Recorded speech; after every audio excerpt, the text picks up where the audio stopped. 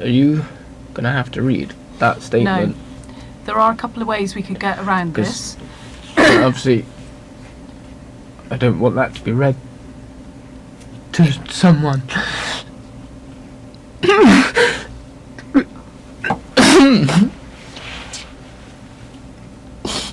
The murder of Becky Watts in Bristol was one of the most disturbing crimes in recent British history. The 16-year-old disappeared from her home in St George, Bristol, in February 2015, and what followed was a shocking and heartbreaking investigation that revealed a crime of pure evil. On the morning of February 19, 2015, Becky was at home in Crown Hill, Bristol, where she lived with her father, Darren Galsworthy, and his wife, Angie Galsworthy. She had been struggling with anxiety and shyness, but was a loving and kind teenager who had dreams for the future. That morning, Becky was alone in the house. Her stepbrother, Nathan Matthews, and his girlfriend, Shauna Hoare, arrived unexpectedly. Becky knew them. Nathan had been in her life since she was young. But what she didn't know was that they had planned something sinister. Nathan, who was 28 years old at the time, had become obsessed with teenage girls and had developed dark and disturbing fantasies. He and Shauna, who was 21, had discussed kidnapping a teenage girl for weeks. In Becky, they saw an opportunity. Nathan entered Becky's room under the pretense of talking to her, but what followed was brutal. He attacked her suddenly, putting his hands around her throat and choking her.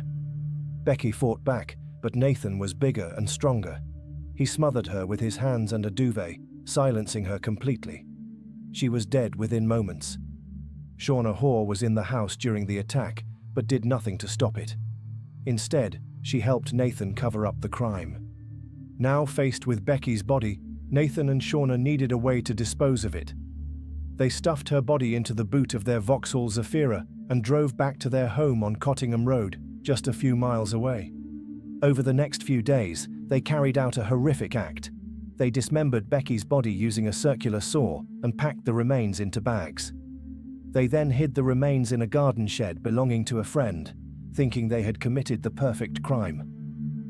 When Becky's father, Darren, returned home that day, he immediately realized something was wrong. Becky's phone, laptop, and belongings were all in her room, but she was gone. Her family called the police, and a missing person investigation was launched. For days, the search for Becky gripped the city.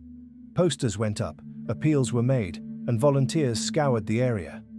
Nathan and Shauna pretended to be concerned, even joining in the search. But police were already suspicious. Nathan's behavior was odd and inconsistent.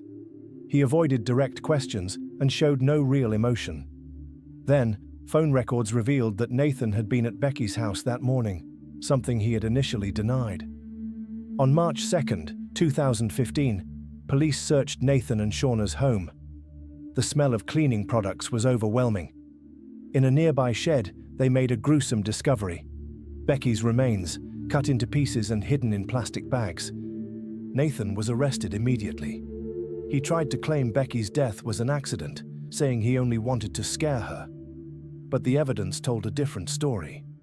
Shauna also denied involvement, insisting she had no idea what had happened.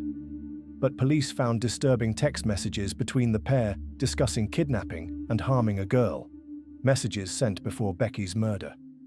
In October 2015, Nathan Matthews was found guilty of Becky's murder. The jury rejected his claim that it was an accident. He was sentenced to life in prison, with a minimum term of 33 years. Shauna Hoare was found guilty of manslaughter, perverting the course of justice, and assisting in the cover-up. She was sentenced to 17 years in prison. The murder of Becky Watts shocked the nation. A young girl lost her life at the hands of someone she trusted. Her father, Darren, later described Nathan as pure evil. Becky's family was left devastated, their lives forever changed by the actions of two heartless individuals. Even years later, the crime remains one of the most horrific and heartbreaking cases in modern British history. Becky's name is still remembered, her story a tragic reminder of the darkness that can exist behind closed doors.